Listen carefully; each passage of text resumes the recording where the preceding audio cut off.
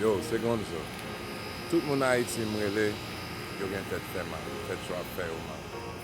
Mande, jodi a oui non sel jounen, mande kouman fè tout moun Haïti fè gen tèt fè man.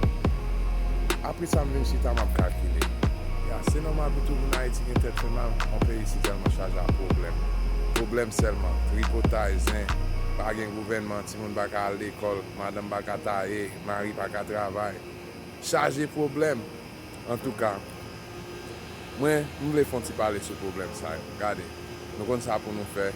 Clique sur abonner, subscribe sur la chaîne, partager. Et puis, nous parlons de ce qui cause ça. Quand vous jouez comme ça, check him, chérie.